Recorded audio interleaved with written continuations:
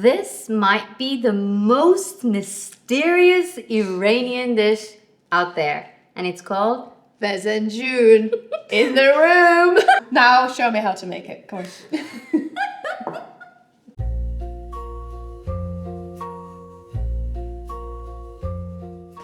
And we are back with another episode with Cooking with Friends, and today I have the lovely pumpkin pie. But no, on a serious note, I am back with my beautiful Naomi, and her partner. They live on the island for how long has it been? A year and a half. Year and a half. Yeah. So similar. Yeah.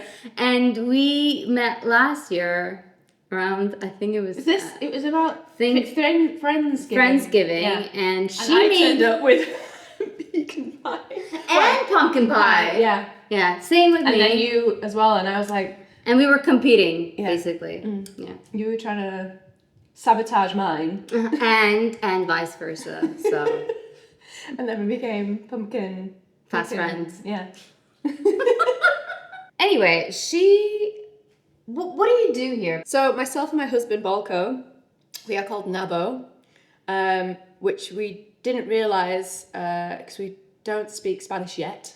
But after doing our whole rebranding, because we felt we'd settled in Ibiza and we'd found a place to, lay some roots, we decided to do a bit of a rebrand because we were refueled concept for going since 2015. So Nabo is penis slang in Spanish, which we had no idea, but we had to keep it because the other way around, Balko and Naomi would have been boner. So we decided to keep Nabo. Nabo. Yeah. So what we do on a serious note, getting back to seriousness, so we optimize private clients' health and longevity. I'm a nutritionist and gut specialist because of my background living with Crohn's, an autoimmune.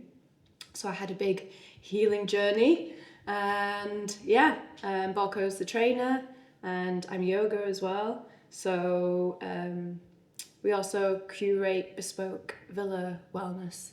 So we have many tools and many life lessons that we pay forwards with our clients. You asked me to teach you how to make Fesenjoon.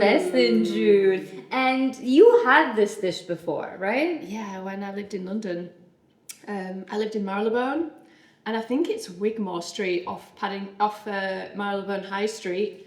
I had a Persian friend, this is probably 2013, and she took me to this restaurant called Galleria, and I love sweet and savoury combination, and I tried this because I saw the pomegranate molasses or pomegranate with walnut and chicken.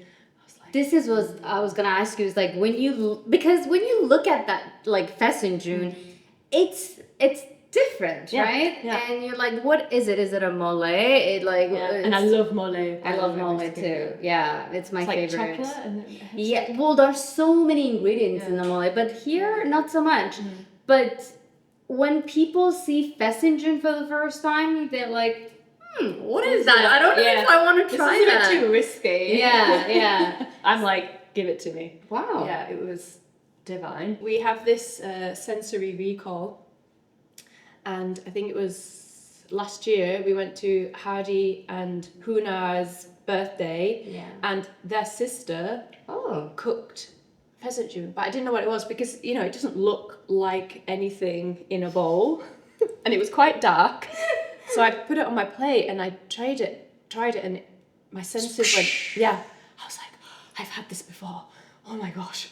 And I asked, and I said, yeah, that's it. As soon as I heard the name, I was like, that is the thing that I had. And I was like, it's brought back this urge of like needing to have it back in my life. And now you have me. Yeah. So tell me where this dish comes from, and is there any like backstory to it? So actually, this dish is where I'm from. It's north of Iran. Well, now it's popular. It's all over Iran. But where I'm from, which is the north of Iran, That's where the original Fesenjoon came from, and they made it super sour. So there's no sweetness. Oh. And I will have you actually try the pomegranate paste because that's from north of Iran. So the pomegranate itself is super sour.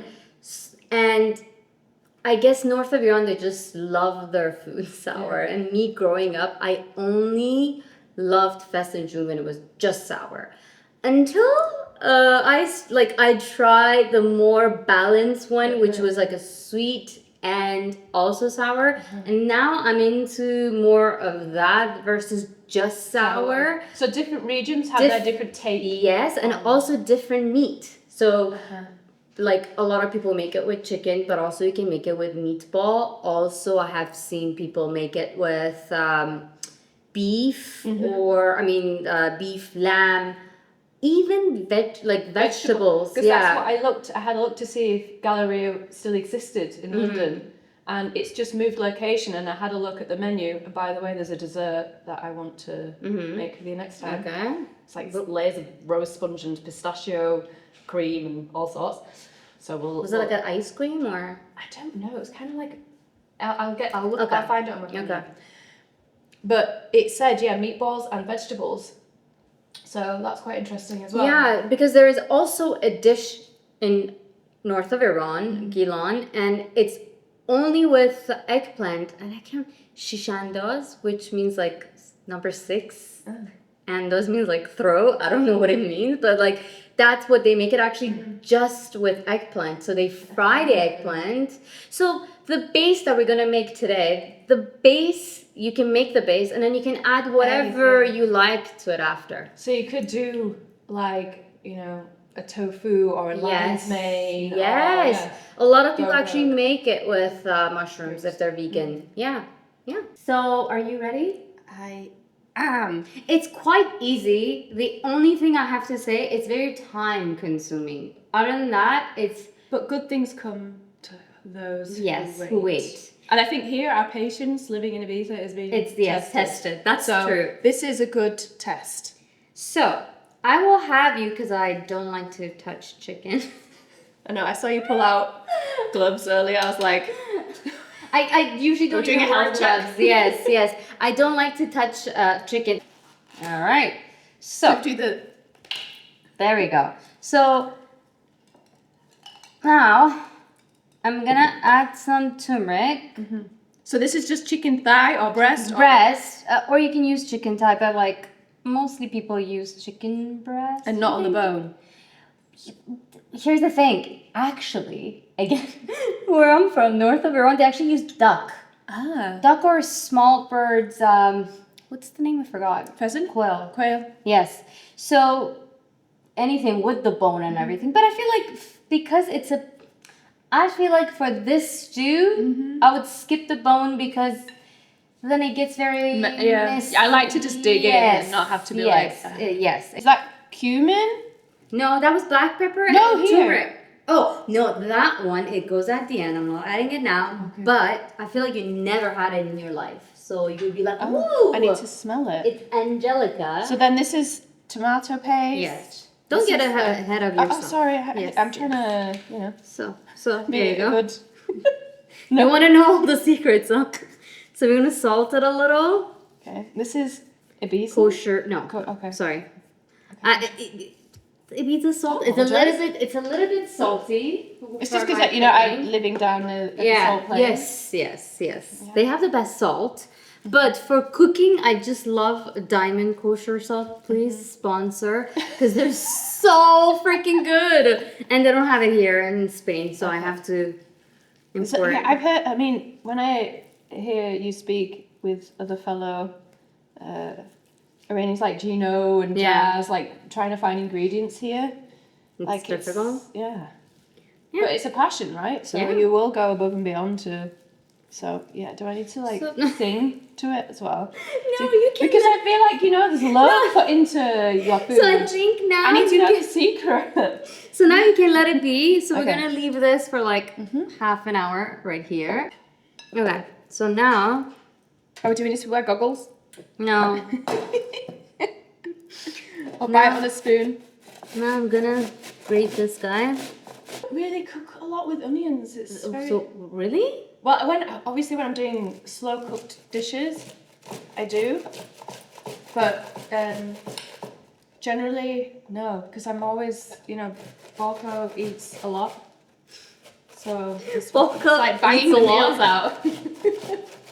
But like, what do you cook that is like good for your body and it's healthy and? I'm very much open the fridge and see what's in there. I love being Spontaneous? Yeah. Mm-hmm. And just thinking of flavour combinations and ideas on the spot, which is good, but, Balco's where he's, I need my macros, and I need my macros too, but I'm more of an eyeballs on than Balco's like weighing and... Really? He does that, huh? But he's done it for... is like pretty much all of his life. Yeah. So the way he looks is because of that, a result of that. His what's the word? When you continuously do something? Habit is not habit. It's a healthy habit. It's a good habit. Yeah. Yeah, I'm actually, a lot of people think that, are you even like, I love how she's like keeping her distance because she's crying now. A lot of people think like I cook Persian food every day. And that's not the case. The rest of the week, I'll just eat boiled potato.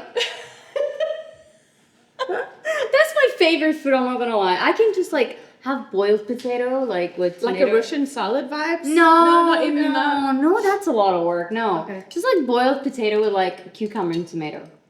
Okay, but where's your protein go? Seriously. Yeah, I know. I don't love a lot of meat. No, but you can get it from... Yeah, I do like... Yes. See, not a biggest fan of tempeh. Do you know that like Persian cooking, they don't love to use olive oil because they say it screw up your flavor profile. Yeah, because that's why I was saying just olive oil because it has... Yeah, but for me, I just do it. The only dish that I don't want any color for the onion. So you're just sweating it, you're not... Exactly, no color, nothing. And actually, I'm gonna add my walnut paste here too, if you can pass it on. Naomi's like, huh? I'm just engrossed in like what you're doing. And did you make this? So I made this, and did you soak them? No.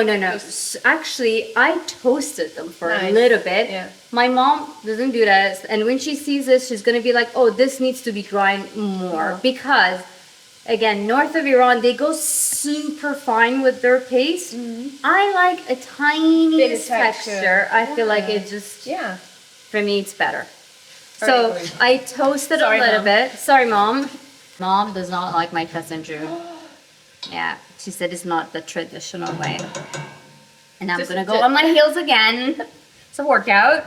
So this is around like 450 grams of walnuts. Wow, that's a lot. Yeah. So this is the spot that you really want to mix. So maybe I'll have you just like mix, and I will add some water.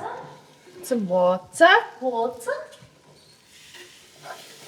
So again, I'm adding cold water. Okay. Because this cold water will help the walnut to release oil. And that's what we're looking for. What consistency are you looking for here? I think this is good actually. So now all we're gonna do is wait. Basically, we want the oil to release. Okay. And once it's released, you see the oil on top? Yeah. Okay. That's when you add your chicken and your pomegranate paste. And basically this is it. So we let this be. Okay. Now we're gonna start to fry our chicken a little bit. Okay. So you just sear it, you just seal it. Yeah, that's exactly. No colour really, just a little bit of a color, and then that's it. Do you love living here? Yes? Yeah. What do you love the most about living here? It's the diversity and the people that we're meeting, and for one, because we've been nomadic for 10 years prior to moving here, and it's having a community that we stick around with instead of, you make friends and then you have to move on. I'm really enjoying that, and especially having a really strong female group around me, including yourself.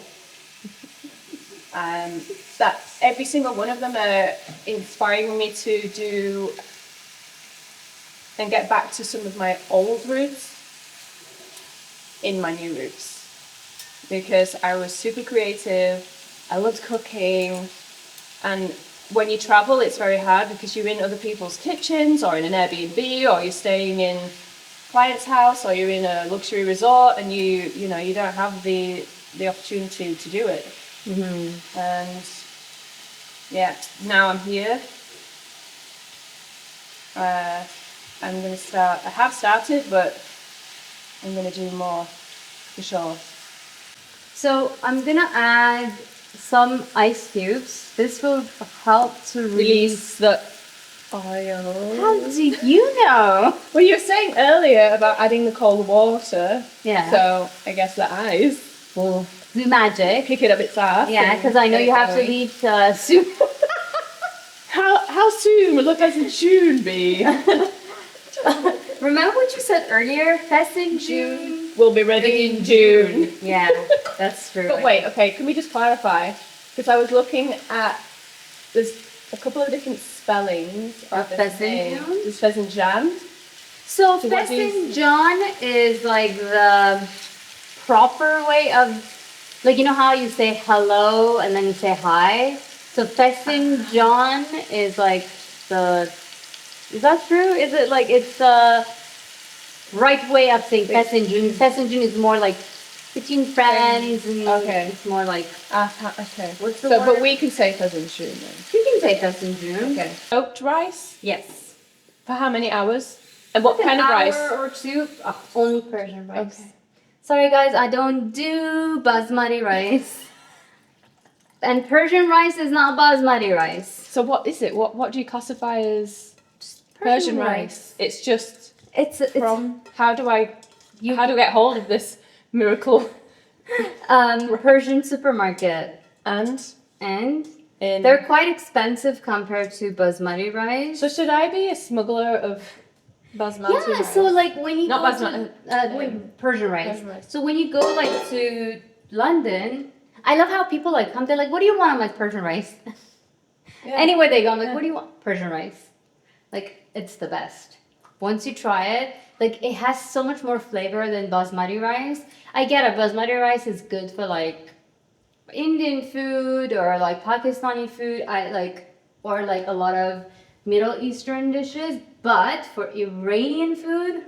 So what is the difference though? Because you think rice is just rice, right? Right, yes. So Persian rice, it's way shorter than basmati rice, but a little thicker. It doesn't look starchy either. Yeah. So I don't think it's quite starchy, is it? No. Thank you for your feedback.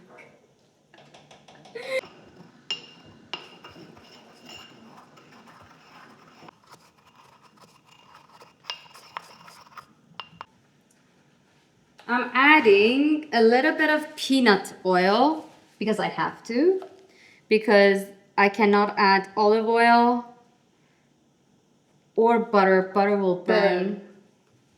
Naomi, you are good. You're hired, Naomi. You are hired. Well, my dad's a chef. Well, he was a chef, yeah. Ah. He had a restaurant in the 80s. Okay. Late 70s, 80s with his brother. Where, in London? No, in Horsforth, in Leeds. Uh-huh. And it was called the Outside Inn. Outside Inn. Because when you went from the outside, inside the restaurant, they made it look like you were outside, but it was very stylishly done. Wow. Because this was back in the... And what kind of food? It was just a brasserie, so... I mean, I need to show you the menu. Yeah. My dad was he's a trained chef, but he was the pizza chef and also the kitchen chef main chef in the restaurant. But that's how my parents met. My mum went in for a waitressing job. Really? That's picked in by a mother. She was like, you need a job. They're hiring. And yeah, that's how They met. Yeah. That's so lovely. So I have it in my blood. So that's why you know a lot, because you do know a lot. My father doesn't cook so much anymore. Yeah, I've taken after my dad's way of cooking though. My mother, well, actually I have a combination of both because my mother is very traditional, Yorkshire, you know, the puddings and the pastries. But they're so good. Yeah, the so filling. And the sponge and the steams. Yeah, and my grandmother as well, every time we went through the door, there was always a rack with fresh muffins. Oh. And yeah. Biscuit, yeah. And but my dad's very like my mother has to follow recipes to the T. She doesn't like going off course.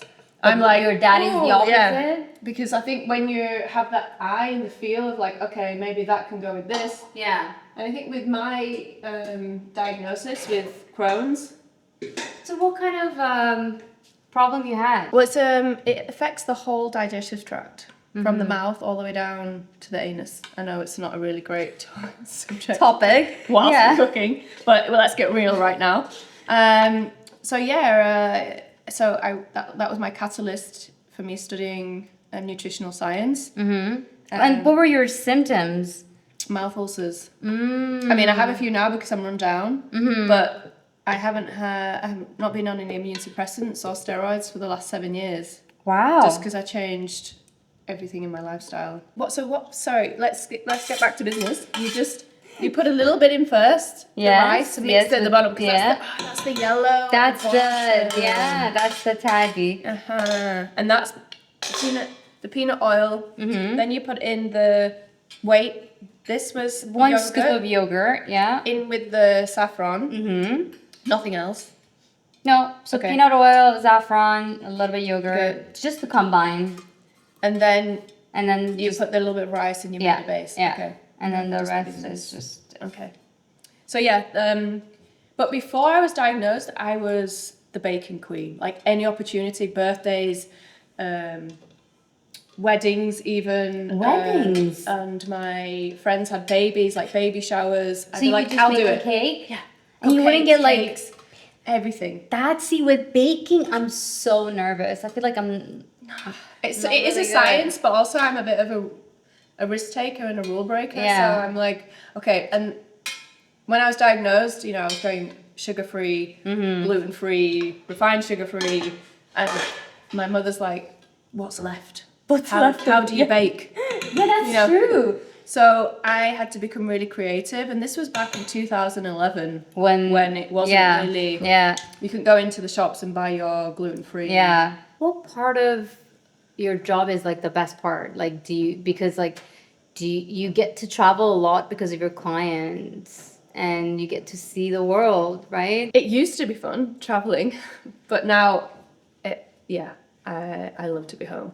And I like to have more year-round clients and in the same place, because obviously you get to go on a journey with them rather than, the clients that we traveled with, they were, more short-term, and you didn't get to fully, follow through with everything because you can't have a connection with them that often. But I'm liking having clients kind of to see their progress. Yes. And it's I'm a people's person. I didn't like doing anything online. So I'm liking that transition. Did you do that a lot during COVID? It was mainly after COVID that everything, because then we had clients flying us in. Yeah, but it's so funny. Even like with me, since I have moved here, I don't like to travel as much. And I remember like when I was living in Toronto, I wanted to travel so much. Like every 2 months I wanted to go somewhere. Yeah. Because I felt like I was in a box, I was trapped. Yeah. But here, I don't know. Even the first year I actually traveled more. But now, like, my parents are like, don't you want to come for a visit? I'm like, no, I'm good here. I was worried I was going to have the itch pretty soon after moving here. But honestly, I know everyone said there's island fever and you need to get off. But I'm like, I'm yet to have this fever. I'm kind of liking... I think it's because we were on the road for so long. that finally having a place to hang the hat. Bog has many hats. What exactly do you do for your clients? For example, I hired you guys. What, you take over my life, basically? Like, what do you do? It's like, don't eat, don't We have a dungeon underneath. We lock you away. No, we start off with I think it's about 75 questions in a questionnaire. Because we really need to figure out what ground zero looks like. And, get some blood tests if needed. And then from there, depending whether you need meal plan, if you have a chef, we generally work with the client's chefs. And then a movement program. A lot of people think, oh, I've got to eat less and I've got to move more. Generally, we reverse that and clients are quite shocked. But generally, it's going back to basics. A lot of people think, well, I need to do the hyperbaric chamber, I need to do the IVs, I need to do the hot and cold therapy. I mean, all of these modalities are really a great addition. Sleep, nutrition, good food, movement, and stress management. Which is like, I feel like... And also hydration, let's add 5. But like, I feel like here, you can get easily 4 of them done here. But also for me, the blue zones is a really big inspiration. And the community aspect is also huge for me. I'm feeling the benefits of having this community around me as well, because you need that. And doing this, having friends over and cooking and eating together, these all nourish our being. And we need to get back to being human beings rather than humans doing, because we tend to do a lot of doing right now instead of just being. And hydration, nutrition, movement, sleep, community. I mean, going back to basics. I said 4, but maybe this literally, it's pretty simple, and you can add these modalities on, but don't let that confuse, because there's a lot of information. There's so much things on social media. This is what I eat in a day. People think, if I want to like her or him, I've got to do that. Move like him, eat like him, have the same, lifestyle. Results, yeah. And it doesn't work like that.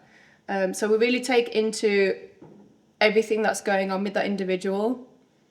And sometimes we learn more and take on more than their close friends and family know about them. Because we really do have to know what's going on beneath it all to really help somebody, because it could even go back to childhood traumas.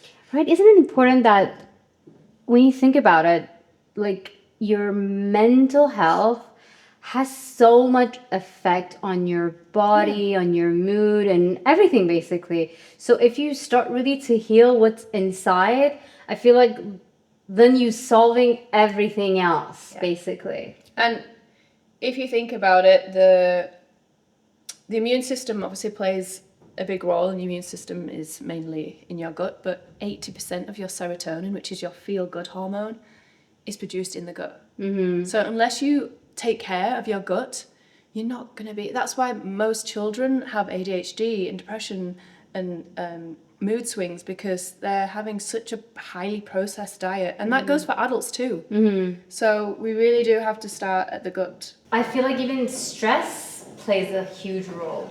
Yeah, right? When you're stressed, you can't absorb nutrients optimally. So even the simple act of eating mindfully, and I think that helps when you do eat with friends, because you're in that present moment.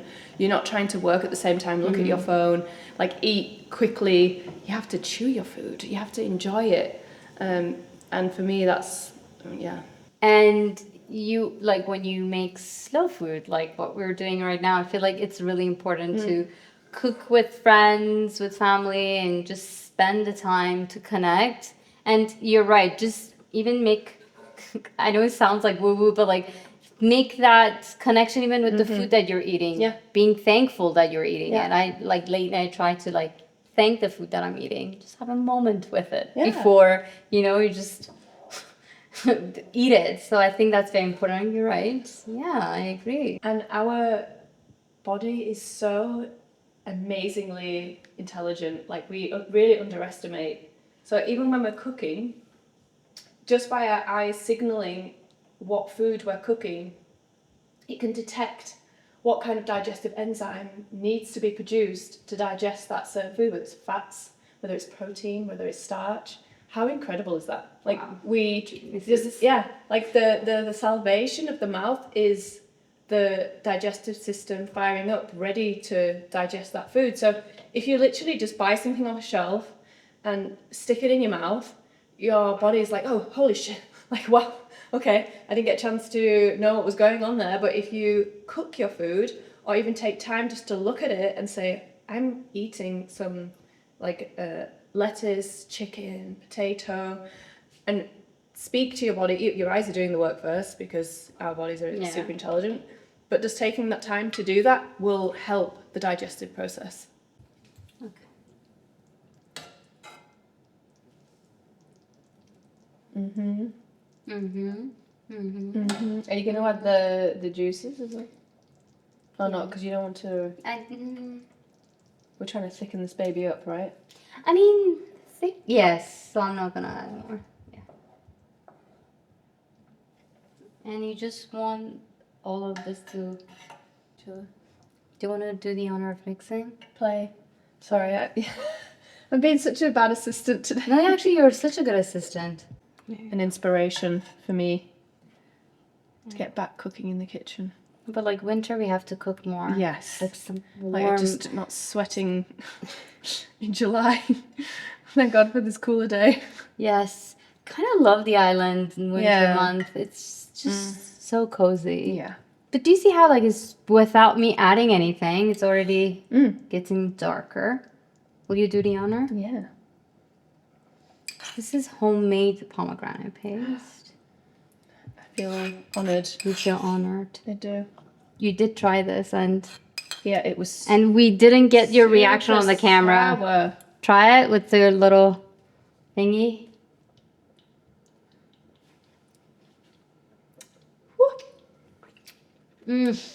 So good. See, I'm glad there's going to be some sweetness added to this, but I can see how you have to have the balance. And now I'm gonna add a little bit of tomato paste.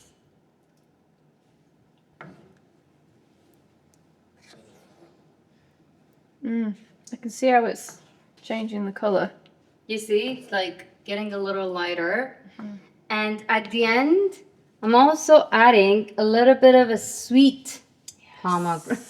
She's like, yes. Bring on the sweetness. Okay.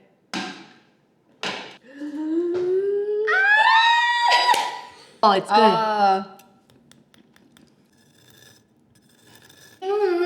In the room. I like that. Fesenjoon. In the room. I like these plates. Fesenjoon. They're so good. Hand painted. Special.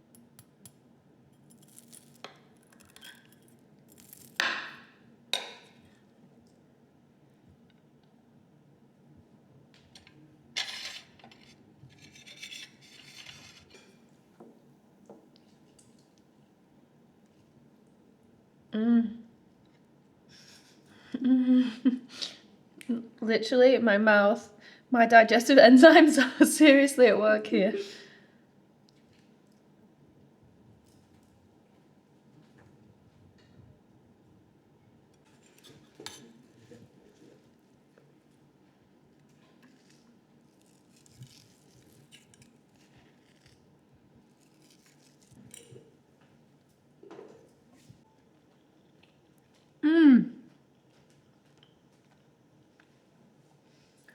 What are you getting? Tell me about, like, what are you tasting? Well, it's the sour and sweet combination. And I know you said about the northern part they love the sour. Sour. And, I kept asking you to help. Sweet. A little bit of sugar. But actually, this isn't as sweet as the previous. But version you I had. appreciate the sour sweet balance. Mm-hmm. Mm. Mm. Okay. Mm. So, And I love having the freshness of the salad. Mm. and the onion. So let's see.